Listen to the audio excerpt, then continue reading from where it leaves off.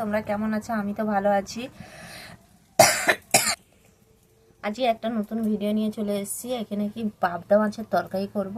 তার জন্য চাল মগজ আর কাজু বাদাম গোলমরিচ নিয়ে নিয়েছি। এখানে চারটে লঙ্কা নিয়েছি আর শুকনো লঙ্কা নিয়ে নিয়েছি, শুকনো লঙ্কা নিয়ে নিয়েছি আর ধনেপাতা, টমেটো, পেঁয়াজ, আদা, রসুন নিয়ে নিয়েছি। প্রথম থেকে শেষ অবধি দেখতে থাকো। সবগুলো মশলা একসঙ্গে পেস্ট করে নেবো। নুন হলদি মাখিয়ে দিয়েছি। এবার মাছের কড়া বুস করে দিয়েছি, তেল দিয়ে দিয়েছি। মাছের ভেজে নেবো আগে। মাছ ভাজার তেলে একটা লঙ্কা আর একটা আছে তেজপাতা দিয়ে দিচ্ছি। বেটে রাখা মশলাটা দিয়ে দিচ্ছি। হলদি গুঁড়ো দিয়ে দিচ্ছি,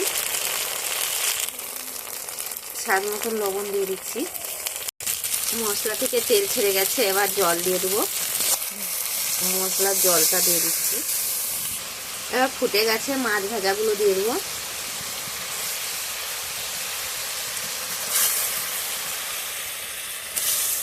উপর থেকে একটু চিনি ছড়িয়ে দেবো। এবার হয়ে গেছে, এবার লাগিয়ে নিচ্ছি। দেখো বন্ধুরা, তরকারিটা হয়ে গেছে। এরকম করে বানিয়ে খেয়ে দেখবে কেমন লাগে। ভিডিওটা এই অবধি ভালো লাগলে লাইক কমেন্ট শেয়ার করে দেবে।